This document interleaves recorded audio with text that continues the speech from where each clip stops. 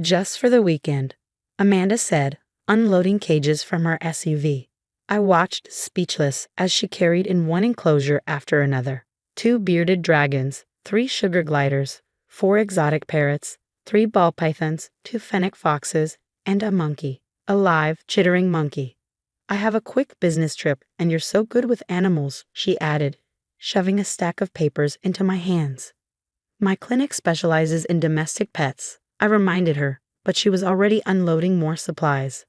Everything you need is in these boxes: food, enclosures, care guides.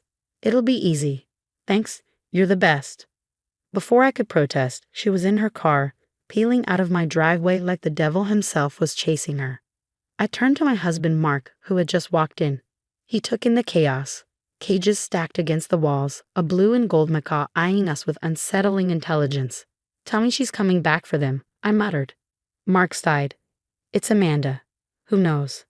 We didn't have to wait long to find out. The weekend passed, then a week, then 2. No Amanda. Calls went straight to voicemail. Her apartment? Cleaned out. Social media? Silent. Mark worried, but I had a growing suspicion. This wasn't just another one of Amanda's impulsive adventures. She was running from something.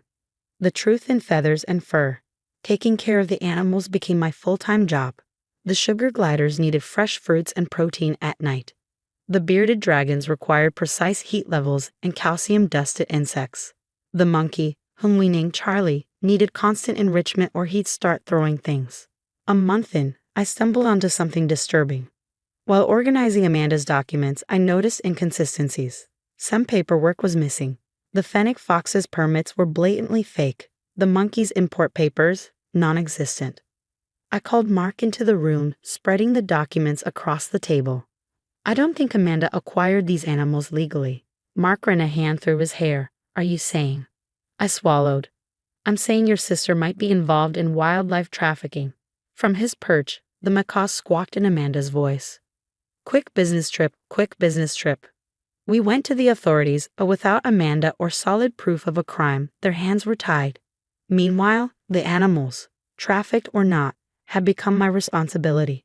I worked with wildlife agencies to legalize their status, securing proper permits or arranging transfers to sanctuaries for the ones I couldn't keep. Then, 6 months after Amanda vanished, Azure, the macaw, started repeating new phrases. The shipment arrives Tuesday, no papers, cash only. They'll never trace it. The bird had been listening and remembering. The return. 1 year to the day since she disappeared, Amanda strolled into my clinic like nothing had happened. I'm here to collect my pets, she announced, adjusting designer sunglasses atop her head. I assume they're still alive. I looked up from my desk, keeping my expression neutral. Hello, Amanda. Been a while. Yeah, sorry for the delay. Things got complicated. But I'm back now, and I need my animals. All of them. She kept glancing at the door. Impatient. Anxious. Trapped. Perhaps we should discuss this at home, I suggested. No, now, she snapped. I have arrangements to make. Buyers waiting. And there it was. The slip-up. Buyers? I asked lightly. For exotic pets? That must be difficult, given all the regulations. Amanda hesitated for half a second before regaining her composure. Private collectors. People who appreciate rare breeds. Now, about my pets. I stood grabbing my things. You're right. Let's go see them. I have something very interesting to show you. Her smirk told me she had no idea what was coming. But after a year of caring for her abandoned menagerie, I had learned more than just feeding schedules. I had gathered evidence. As we stepped into my house, Amanda's confident stride faltered. Gone were the makeshift cages and hastily arranged enclosures she had abandoned a year ago. In their place stood professionally maintained habitats, each equipped with climate control monitors, enrichment activities, and proper housing. Her eyes darted across the room, panic flickering beneath her polished exterior. What is all this? She stammered. A proper exotic animal sanctuary, I said, leading her toward the spare room. It's amazing what you can accomplish in a year. From his perch, Azure announced our arrival in a perfect imitation of Amanda's voice. The shipment arrives Tuesday, no papers, cash only. Amanda froze, her face going ghostly pale. Fascinating creatures, because I'm used. Their memory and mimicry abilities are remarkable. Azure here has quite the collection of interesting conversations.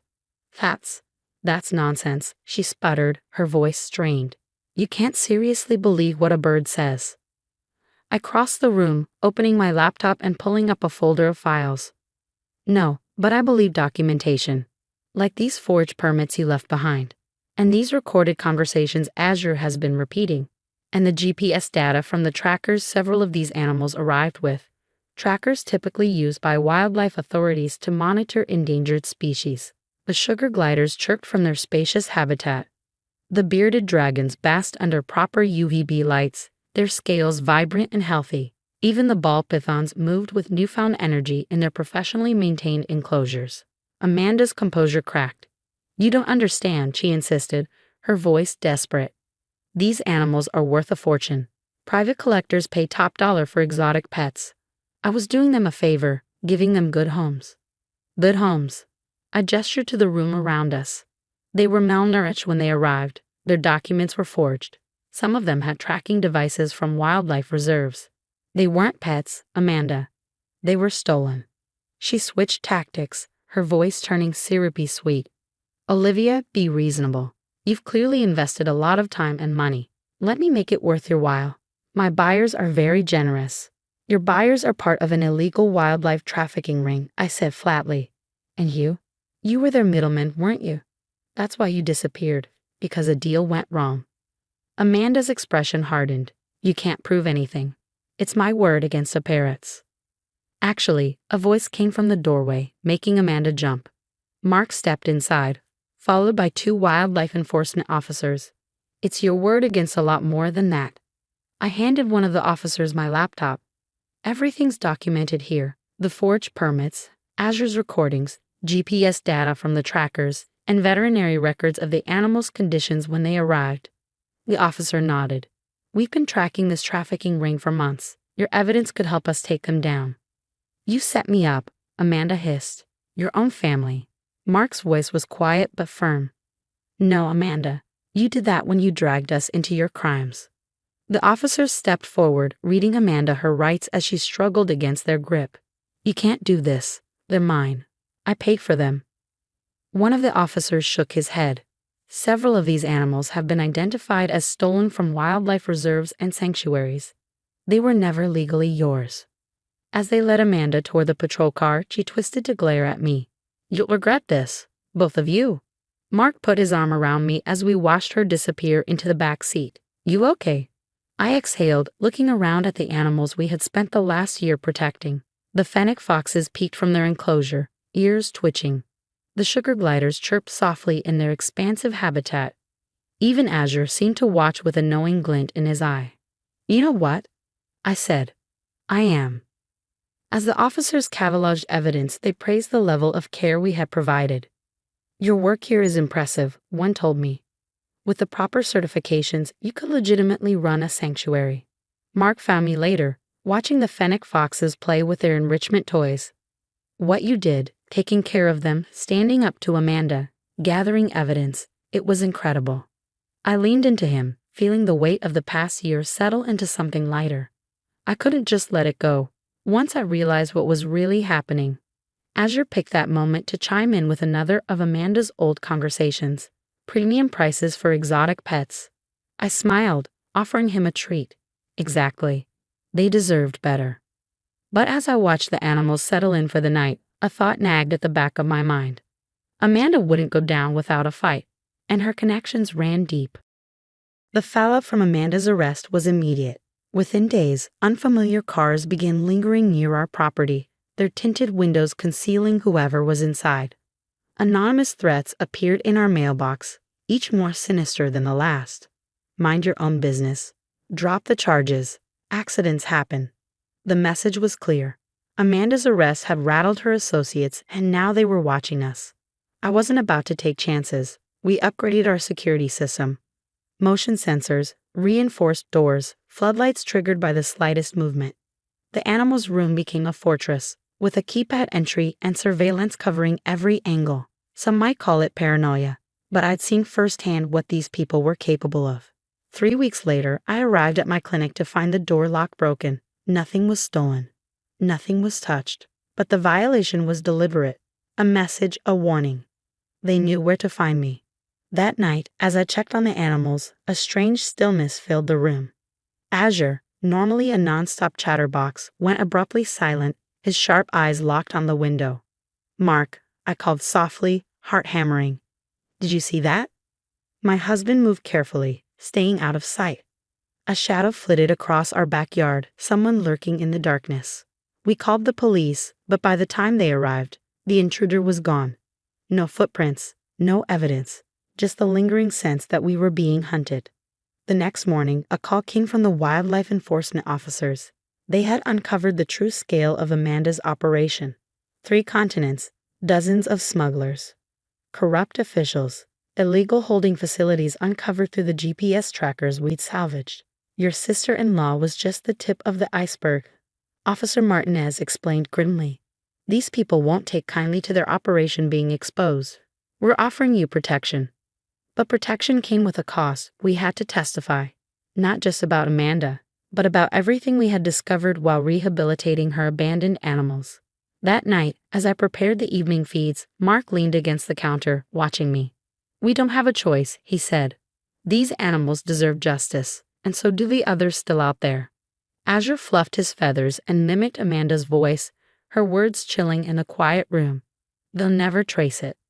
Oh, but we had. The trial preparations consumed our lives. Every forged document, every recorded conversation, every GPS ping was meticulously compiled. Our home transformed into a war room, legal teams, wildlife experts, and law enforcement cycling through at all hours. Then came the next threat. A note slipped under the clinic door. "Drop the charges or the animals disappear." I handed it straight to Officer Martinez, who added it to the growing case file. Our unexpected guardians, however, were the fennec foxes. Their hypersensitive hearing caught the faintest disturbances, ears swiveling toward unseen movements long before we noticed. The sugar gliders, normally playful, froze whenever someone unfamiliar approached, a natural security system we learned to trust. Then, 2 months into the case, Amanda made bail. Her first move? She sued me, claiming ownership of the animals, accusing me of theft. Her lawyer, a slick, sharp-eyed man in an expensive suit, served me in the middle of my clinic, his smirk infuriating. "Your rehabilitation permits don't override her ownership rights," he said smoothly. "These are exotic pets, not stray cats." But Amanda had underestimated me again. I didn't just rehabilitate these animals. I documented everything. Every vet visit, every sign of malnourishment, every transaction tied to illegal acquisitions. The sanctuaries I worked with provided statements about the animals' conditions upon arrival. Starved, traumatized, some near death. The lawsuit backfired spectacularly. Instead of regaining the animals, Amanda had just handed the prosecution even more evidence. Proof of her neglect, her illegal dealings, and her desperate attempt to erase her crimes. Her lawyer withdrew quietly. She had nowhere left to run. As the trial date neared, our home became a battleground. Witnesses prepped their statements. Law enforcement finalized their findings. The animals, remarkably, remained calm, as if sensing the justice they were about to receive. The day before court, I sat in their sanctuary, watching them settle in for the night. Azure preened his feathers, the fennec foxes curled up in their den, the sugar gliders stirring as dusk fell. Even the ball pythons seemed more alert, their tongues flicking at the air as if sensing change. "We're ready," Mark said, stepping beside me. "The evidence is airtight. The authorities have tracked down most of the ring."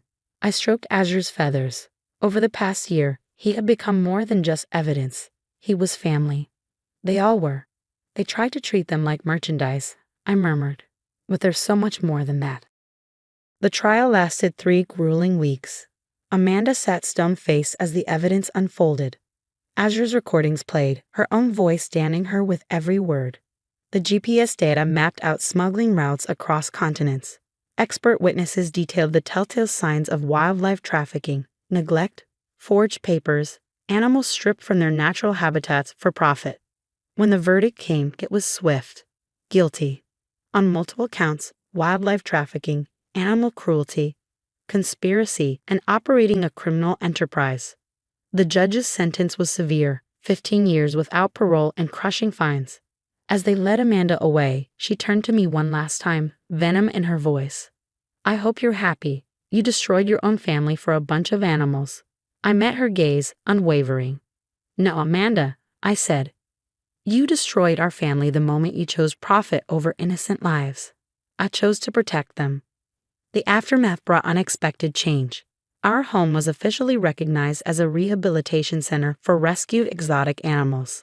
Wildlife authorities began bringing us more animals recovered from trafficking operations. The spare room expanded into a full sanctuary wing. One evening, Mark and I stood in the sanctuary, watching the sunset filter through the reinforced windows. Azure shredded a toy on his perch. The fennec foxes dozed and the sugar gliders stretched their limbs, preparing for another night. "You know," Mark said, "when Amanda dumped these animals on us, I thought it was just another one of her messes. I never imagined it would lead to this." I smiled, offering Azure a treat. Sometimes the worst situations bring the best outcomes. They needed someone to fight for them. And in return, Azure tilted his head, then mimicked my voice perfectly. "They're family now." I laughed softly, brushing my fingers along his bright feathers. He was right. We couldn't have said it better ourselves.